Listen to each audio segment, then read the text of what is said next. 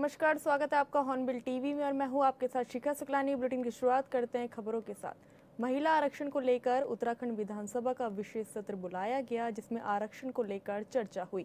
वहीं मुख्यमंत्री पुष्कर सिंह धामी ने कहा कि देश की नारी को विश्वास दिलाते हैं, उनका अधिकार अवश्य मिलेगा। आधी आबादी को उनका पूरा हक प्रदान करने का प्रयास मिले, ताकि मातृशक्ति विकसित भारत के निर्माण में अपनी पूरी क्षमता के साथ योगदान दे सके।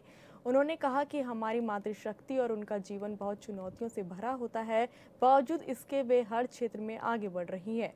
उन्होंने कहा कि वे देश और प्रदेश की मातृशक्तियों को भरोसा दिलाना चाहते हैं कि ये सरकार नारी शक्ति के सम्मान, उनकी सुरक्षा और सशक्तिकरण के लिए पूर्ण प्रतिबद्धता के साथ काम करती रहेगी। आगे उन्होंने कहा कि नारी शक्ति वंदन अधिनियम को रोकने के लिए बड़ी अफवाहें फैलाई गई। आज कांग्रेस उत्तराखंड में भी भ्रम फैला रही है। अगर उत्तराखंड के सदन में 33% महिलाएं चुनकर आ जाती तो सदन में इतनी महिलाओं को मौका मिलता।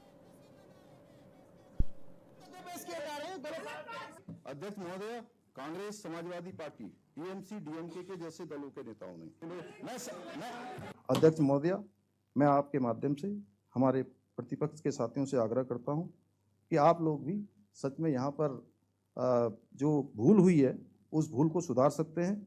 आप सभी मिलकर कांग्रेस पार्टी के राष्ट्रीय अध्यक्ष जी को एक पत्र लिख सकते हैं कि नारी शक्ति बंधन जैसे ऐतिहासिक प्रयासों पर राजनीति से ऊपर उठकर केंद्र सरकार को संसद में स्पष्ट समर्थन दिया जाए।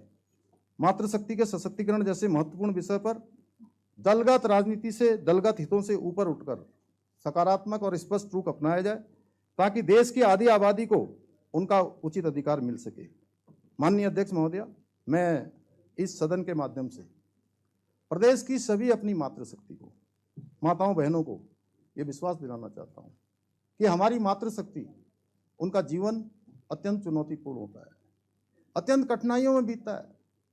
पहाड़ों में घर का काम भी उनको करना पड़ता है, गाय भैंस भी देखनी पड़ती है, परिवार भी चलाना होता है, खेत भी देखना होता है। उसके बावजूद भी आज हर क्षेत्र में हमारी मातृशक्ति आगे बढ़ रही है। इसलिए मैं उन सभी मातृशक्ति को ये विश्वास दिलाना चाहता हूँ कि हमारी सरकार अपने विकल्प रहित संकल्प के साथ नारी शक्ति के सम्मान के लिए, उनकी सुरक्षा के लिए, उनके सशक्तिकरण के लिए, उनकी भागीदारी के लिए पूर्ण प्रतिबद्धता और संवेदनशीलता के साथ, निरंतरता के साथ इसी प्रकार कार्य करती रहेगी। उनके हित में लगातार फैसले लेती रहेगी। और जब तक हम मातृशक्ति को उनका अधिकार नहीं दिला देंगे, तब तक हम चैन से नहीं बैठेंगे, आराम से नहीं बैठेंगे, रुकेंगे नहीं, थकेंगे नहीं, अनवरत रूप से चलते जाएंगे।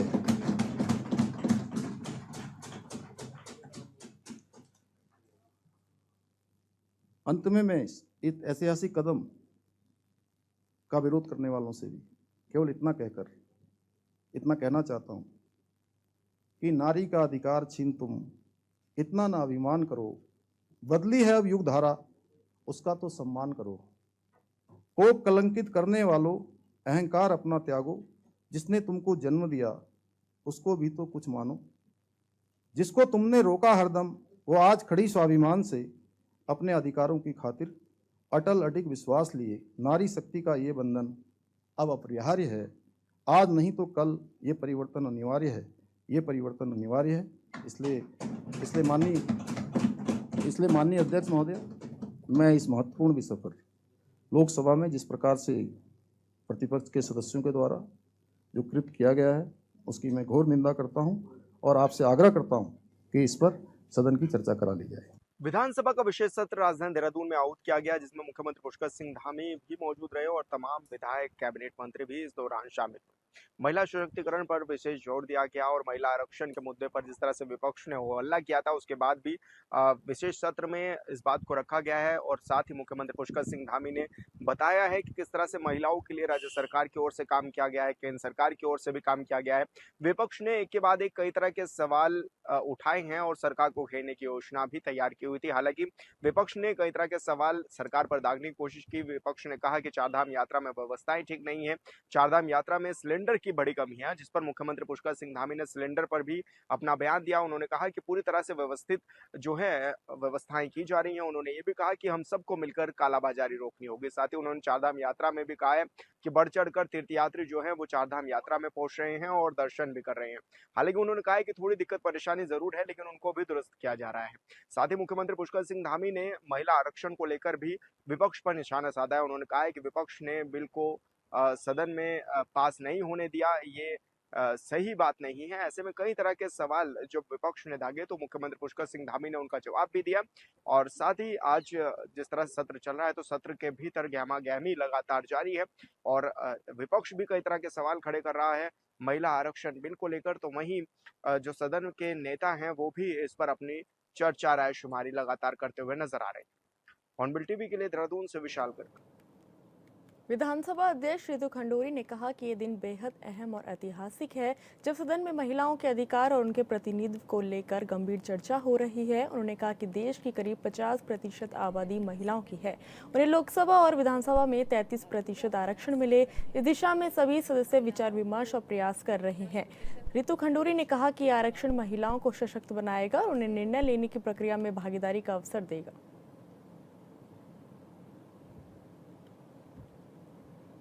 ऐसा हमारे लिए बहुत अच्छा दिन है, ऐतिहासिक दिन है कि हम अपनी तरह से पूरा प्रयास कर रहे हैं कि महिलाओं को जो 50% इस देश की आबादी है उसको किस तरह से 33% आरक्षण, चाहे वो लोकसभा में हो चाहे वो विधानसभाओं में मिले, उस पर हम सभी विचार कर रहे हैं, चिंता कर रहे हैं और प्रयास कर रहे हैं कि ये जो आरक्षण है जिससे हमारी बहन सशक्त होगी, मजबूत होगी, निर्णय लेने की जगहों पर बैठेगी, उस पर चिंतन हो रहा है। और मुझे लगता है कि एक अच्छा एक चर्चा होगी और कुछ इससे यहाँ से निकल के आएगा। मैम, अगर आज चर्चा पूरी नहीं होती तो क्या सदन कल भी चलेगा? नहीं, ऐसा भी कुछ ऐसा हुआ नहीं है और इस तरह की कोई बातचीत अभी नहीं हुई। विधानसभा अध्यक्ष रितु खंडूरी ने सदन के विशेष सत्र को लेकर कहा कि उत्तराखंड में शुरू हुए इस सत्र में नारी सम्मान, लोकतंत्र में अधिकार जैसे कई विषय पर सार्थक चर्चा हुई। सदन में नेता प्रतिपक्ष समेत सभी सदस्यों ने अपने अपने विचार रखे। रितु खंडूरी ने कहा कि सदन में स्वस्थ और सकारात्मक बहस जारी है और उन्हें पूरा विश्वास है कि सत्र के अंत तक एक मजबूत और सार्थक निष्कर्ष सामने आएगा। है कि उत्तराखंड में एक दिन का विशेष सत्र शुरू हुआ है। इस सत्र का जो चर्चा का विषय आप सब जानते ही हैं, नारी सम्मान, लोकतंत्र में अधिकार पर चर्चा हो रही है। हमारे नेता सदन ने इस चर्चा को, परिचर्चा को शुरू किया और उसके बाद हम लोगों ने नेता प्रतिपक्ष के भी विचारों को सुना और लगातार सदन में सदस्य अपनी बातों को कह रहे हैं, अपनी विचार को रख रहे हैं और मुझे पूरा विश्वास है कि जब सत्र हमारा समाप्त होगा एक अच्छी डिबेट हमारे उत्तराखंड सदन में होगी। उत्तराखंड में विधानसभा के विशेष सत्र में बीजेपी महिला मोर्चा की प्रदेश अध्यक्ष भी महिलाओं के साथ विधानसभा पहुंची, जहां उन्होंने विधानसभा की कार्रवाई के दौरान मुख्यमंत्री पुष्कर सिंह धामी को सुना। उन्होंने मुख्यमंत्री को विशेष सत्र के लिए धन्यवाद देते हुए कहा कि हमारे केंद्र की सरकार ने नारी के सम्मान में सदन में आरक्षण का बिल लाया, लेकिन विपक्ष इसके खिलाफ नजर आया। उन्होंने विपक्ष पर महिला विरोधी होने का आरोप लगाते हुए कहा कि आगामी विधानसभा चुनाव में प्रदेश की महिलाएं विपक्ष को सबक जरूर सिखाएंगी।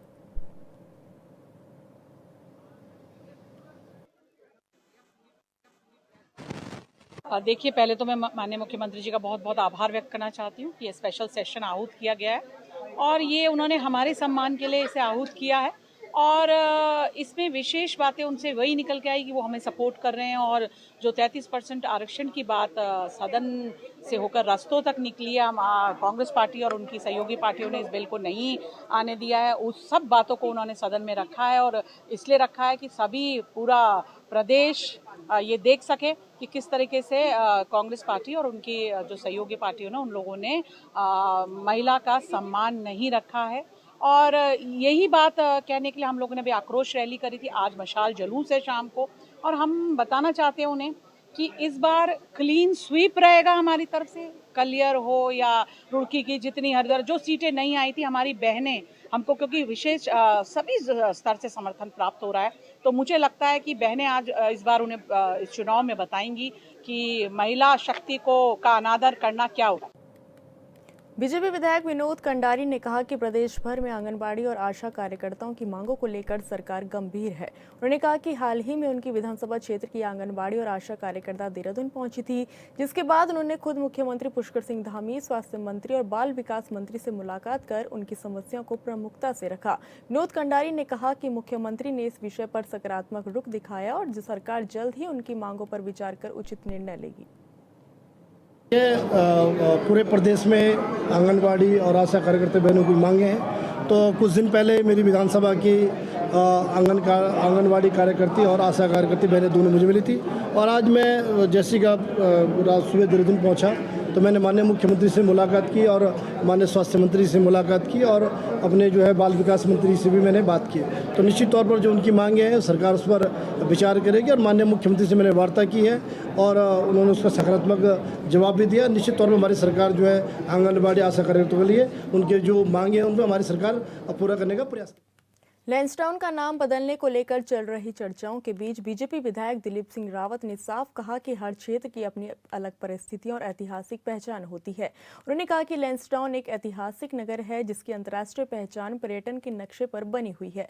ऐसे में इसका नाम बदलना उचित नहीं होगा। उन्होंने कहा कि स्थानीय लोगों की भी यही भावना है कि शहर की पहचान को बरकरार रखा जाए। आगे दिलीप सिंह रावत ने कहा कि अगर इस तरह के प्रयास किए जाते हैं तो इससे क्षेत्र की स्थापित छवि को नुकसान पहुंच सकता है, इसलिए लैंसडाउन का नाम यथावत रखा जाना चाहिए।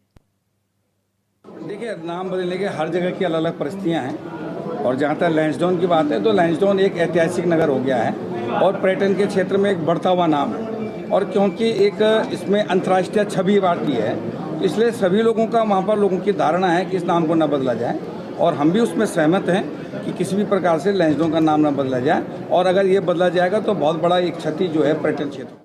उत्तराखंड में जारी चारधाम यात्रा में हर दिन हजारों की संख्या में तीर्थयात्री शामिल हो रहे हैं। 27 अप्रैल तक के आंकड़ों के अनुसार 3,57,000 से अधिक श्रद्धालुओं ने दर्शन किए। विपक्ष ने व्यवस्थाओं पर सवाल उठाया तो राज्य के मुखिया पुष्कर सिंह धामी ने कांग्रेस कार्यकाल का जिक्र कर आईना दिखा दिया।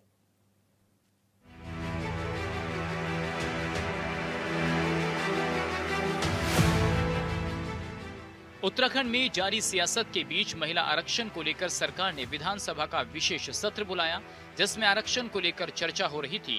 तो इसी बीच विपक्षी विधायकों ने चारधाम यात्रा पर सवाल उठा दिए, जो सीएम धामी ने सदन में ही विपक्ष को आईना दिखा दिया। यात्रा मार्गों पर गैस की किल्लत के सवालों पर सीएम धामी ने कहा कि गैस की किल्लत सिर्फ भारत की समस्या नहीं है बल्कि युद्ध की वजह से दुनिया के कई देशों पर इसका असर पड़ रहा है। जो पश्चिमी मिडिल एशिया में जो अभी संकट हो रहा है, जो युद्ध की बात आई है, ये केवल भारत की अकेले की चुनौती नहीं है या भारत के अंदर ही हो रहा है ऐसा नहीं है, ये पूरे दुनिया की चुनौती है और उत्तराखंड के अंदर ही हो रहा है ऐसा नहीं है। लेकिन उसके बावजूद भी उत्तराखंड के लोग हमेशा राष्ट्र के लिए उन्होंने बढ़ चढ़ के योगदान दिया। ऐसे समय में पैनिक नहीं करना है, ऐसे समय में हमको राजनीति भी नहीं करनी चाहिए। राजनीति करने के बहुत टॉपिक हैं। अगर कोई सरकार के द्वारा कोई समस्या लाई गई होती, उत्तराखंड सरकार लाती या देश की सरकार लाती, ये युद्ध हमारे कारण हो रहा होता तो हम कहते कि भाई हम इसके लिए जिम्मेदार हैं। जब ये वहां पर उनकी अपनी लड़ाई चल रही है, उस लड़ाई से हम भी प्रभावित हो रहे हैं, लेकिन उसके बावजूद भी हमको, हम देशवासियों को हमें गर्व है कि हमारे पास नरेंद्र मोदी जैसा प्रधानमंत्री। मैं कल ही केंद्रीय पेट्रोलियम मंत्री हरदीप पुरी जी से भेंट करके आया हूं। उन्होंने आश्वस्त किया है कि हमको 100% जो हमारा लेकिन आप लोगों को सहयोग करना होगा, कालाबाजारी रोकनी होगी।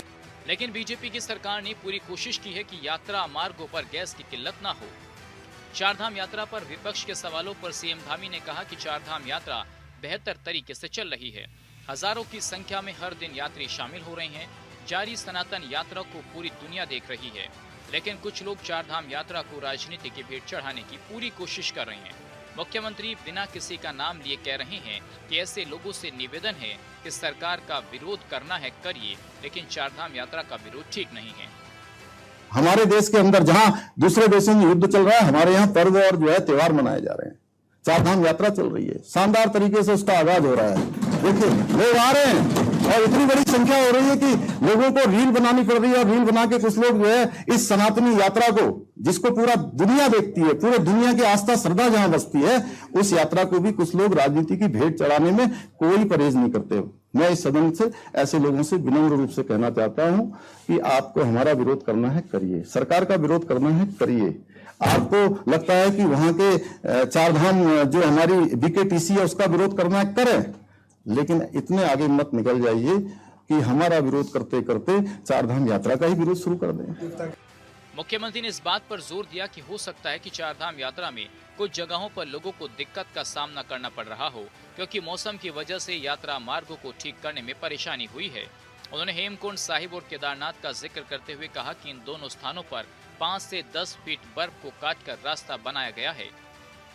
मुख्यमंत्री ने कहा कि पहले की यात्रा और अब में काफी फर्क है, क्योंकि अब बेहतर सुविधाएं देने की पूरी कोशिश की गई है।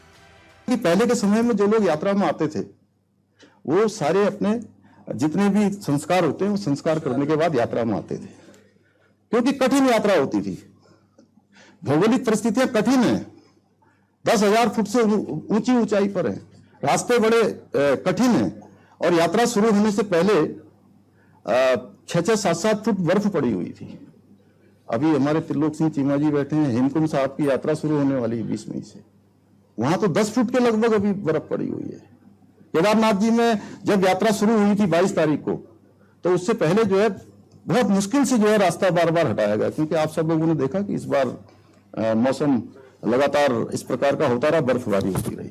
इसलिए मेरा सभी से निवेदन है कि ये यात्रा हमारी सामूहिक यात्रा है और ये यात्रा सनातन की यात्रा है, आस्था श्रद्धा की यात्रा है और पूरे उत्तराखंड के लिए चार धाम हमारे जो है चार धाम यात्रा लाइफ लाइन है, तो इस यात्रा को सभी लोगों ने प्रोत्साहित करना चाहिए।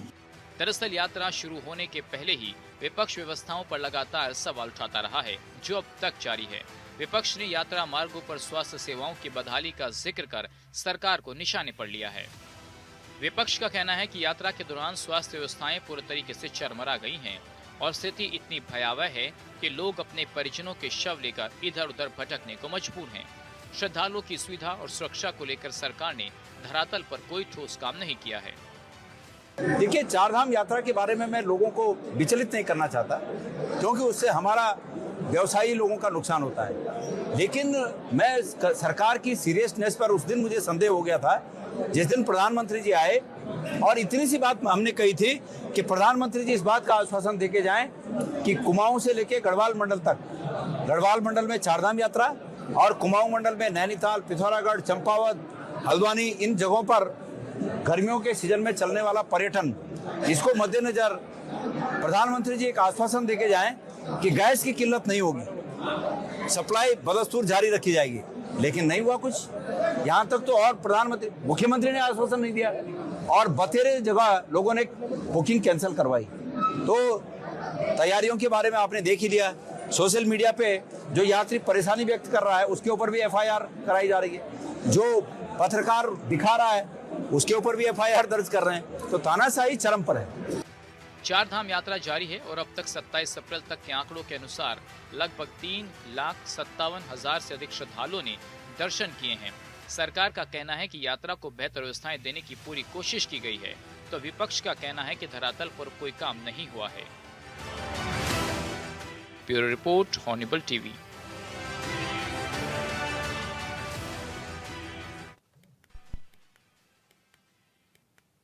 हरिद्वार के भगवानपुर में नेशनल हाईवे अधिकारियों की कार्रवाई पर विवाद हो गया, जहां मजदूरों की दुकान पर बुलडोजर की तैयारी से लोगों में नाराजगी है। वहीं कांग्रेस विधायक ममता राकेश ने मौके पर पहुंचकर अधिकारियों को कड़ी फटकार लगाई और कार्रवाई पर तुरंत रोक लगवाई। जनप्रतिनिधियों के हस्तक्षेप के बाद बुलडोजर अभियान रोका गया और प्रशासनिक टीम को मौके से लौटना पड़ा।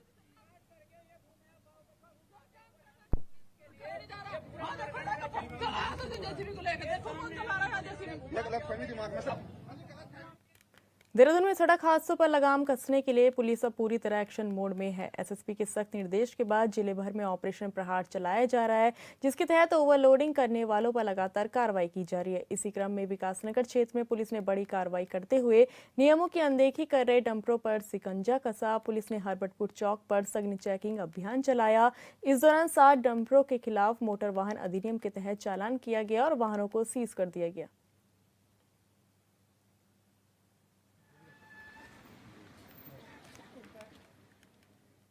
मसूरी के व्यस्त मोतीलाल नेहरू मार्ग की खराब हालत एक बार फिर सवालों के घेरे में। हाल ही में लोक निर्माण विभाग की ओर से बनाई गई ये सड़क कुछ ही समय में क्षतिग्रस्त हो गई, जिससे स्थानीय लोगों और जनप्रतिनिधियों में नाराजगी बढ़ गई।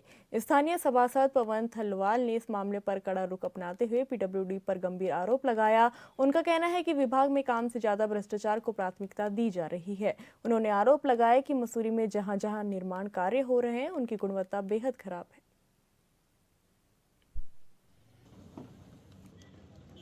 रोड का उद्घाटन माननीय मंत्री जी ने अप्रैल माह में किया था और ये मोतीलाल नेहरू मार्ग होते हुए हाथीपांव तक ये रोड बनी थी, लेकिन अप्रैल में ये रोड शुरू हुई और जून के लास्ट में टूट गई।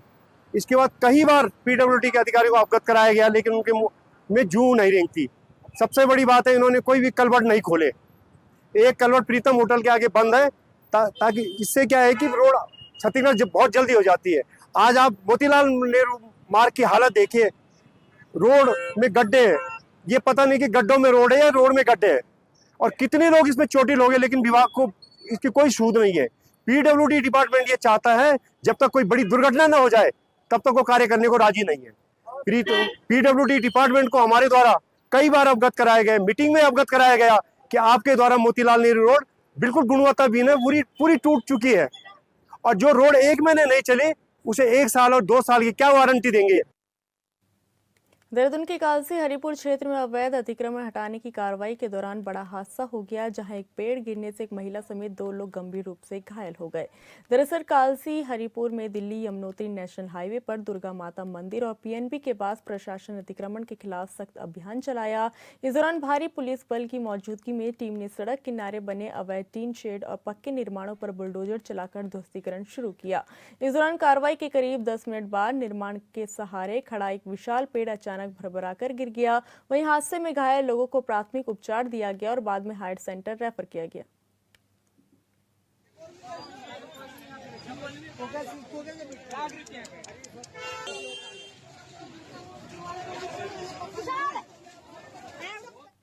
जिला स्तरीय विकास प्राधिकरण टिहरी ने मसूरी से लगे कमेटी क्षेत्र में 2 मकानों को सील कर दिया, जिसका क्षेत्र वासियों ने कड़ा विरोध किया और एक तरफा कार्रवाई करने का आरोप लगाया। इस दौरान ग्रामीणों और पुलिस के बीच तीखी नोकझोंक भी हुई और विभागीय अधिकारियों पर भ्रष्टाचार का आरोप लगाया गया। स्थानीय लोगों ने आरोप लगाया कि बाहर के लोगों के यहाँ बहुमंजिला होटल बना दिए जाते हैं, जिस पर प्राधिकरण की ओर से कोई कार्रवाई नहीं की जाती।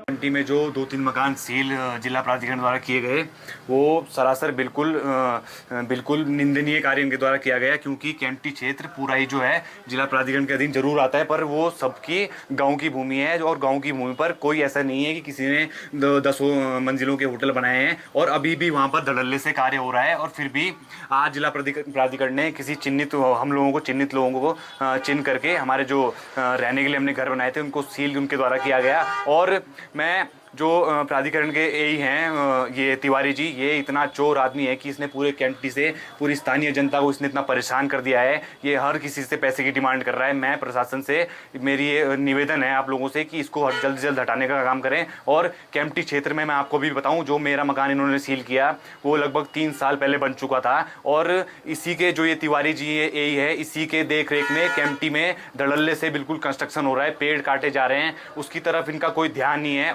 और मेरे जो सहयोगी साथियों का जो मकान है वो 3 साल पहले लगभग बन चुका है, वो भी चलने की हालत में, उसको इन्होंने सील करने का काम किया। पिछले बार जब ये सील करने आए थे, पिछली बार इन्होंने तिवारी जी ने खुद कंप्यूटर पे बैठ के खुद अपने हाथ से नोटिस टाइप किया, एफिडेविट टाइप किया कि अगर इसके बाद आप काम करते हैं तो उसको ध्वस्त किया जाएगा। ये फिर किस मुंह से वहाँ पर सील करने आते हैं। इस बार इन्होंने दोबारा नोटिस जारी करके, जब हमने कुछ भी वहाँ पर काम नहीं किया तो फिर उन्होंने कैसे नोटिस जारी किया। फिलहाल इस बुलेटिन में इतना ही। आप देखते रहिए हॉर्नबिल टीवी। नमस्कार।